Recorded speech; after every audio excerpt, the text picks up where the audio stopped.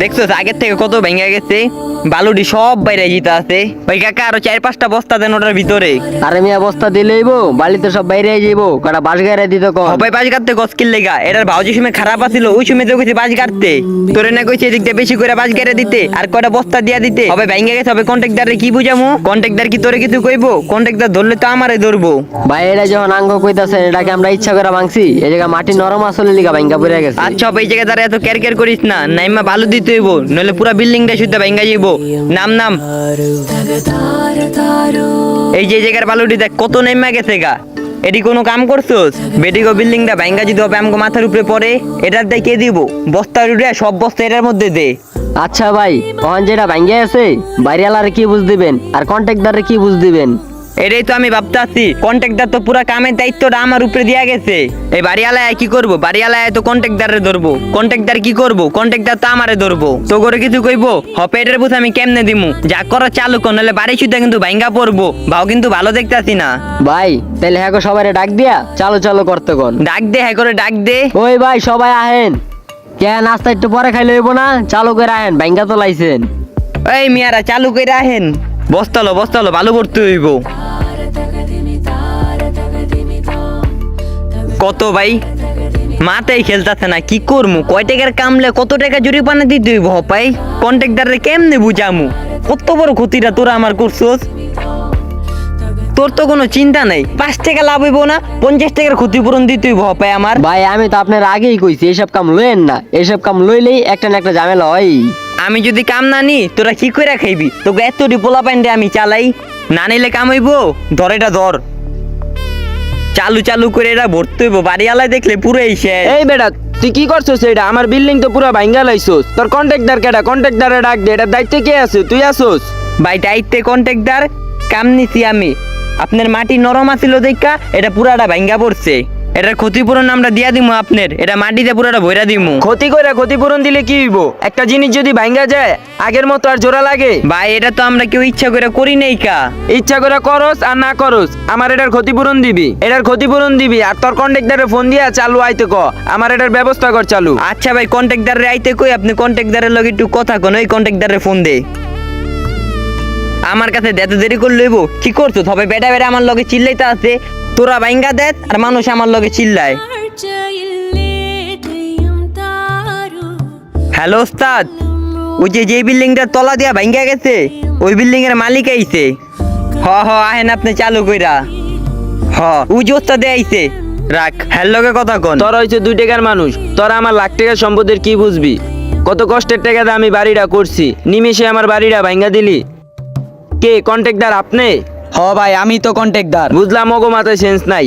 আপনার মাথায় কি সেন্স নাই? আপনি কি এই কাজগুলো দেখেন নাই? ভাই আমি তো সাইডে সব সময় থাকি না, বুঝছেন?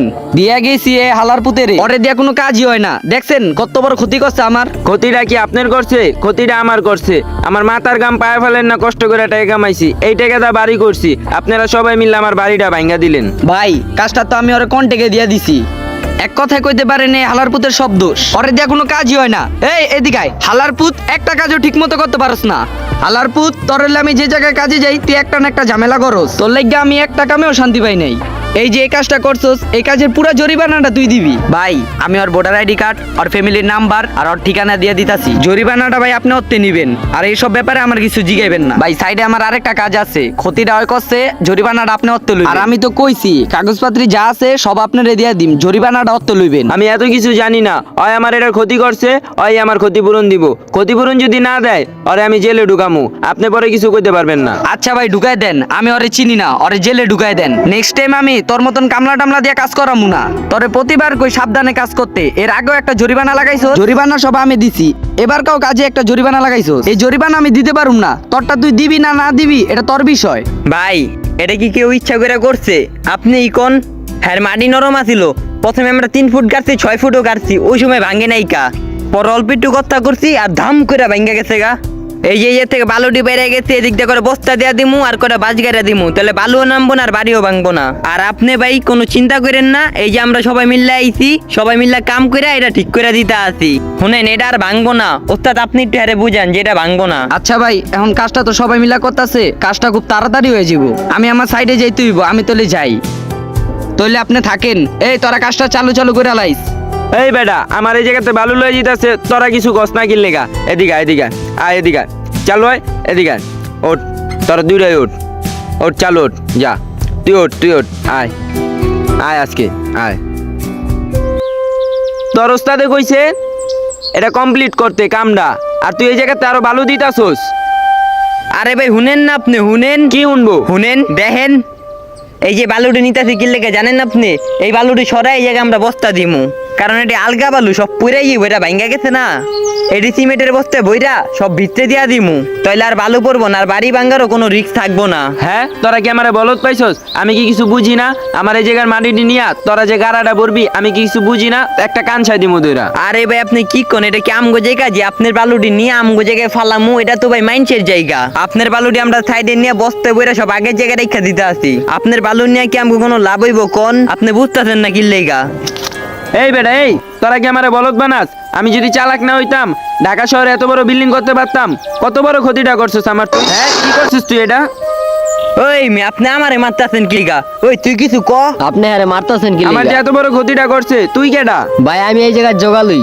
তোরা হইছে যোগালু মগালু, মানুষই যে কত বড় ক্ষতি করস এটা কি জানোস তুই? 2 টাকার যোগালু হইয়া মানুষের লাখ টাকার ক্ষতি করস। কই ভাই আমরা মানুষের ক্ষতি করি? আমরা তো আরো মানুষের কাজে আসি। আর আমরা যদি জোগালিরা না থাকতাম এসব বড় বড় বিল্ডিং কেমনে উড়াইতেন? কি রে ক্ষতি হইছে আমার, তুই দি মুখে মুখে কথা কর। হ্যাঁ এই ভাই তোরা হইছে যোগালু, আমি হইছি বাড়িওয়ালা, তোরা 2 টাকার কামলা, আমি হইলাম কোটিপতি। আমার মুখে মুখে কথা কস। ভাই আমরা কামলা দেখে কি হইছে? আমরা কি মানুষ না?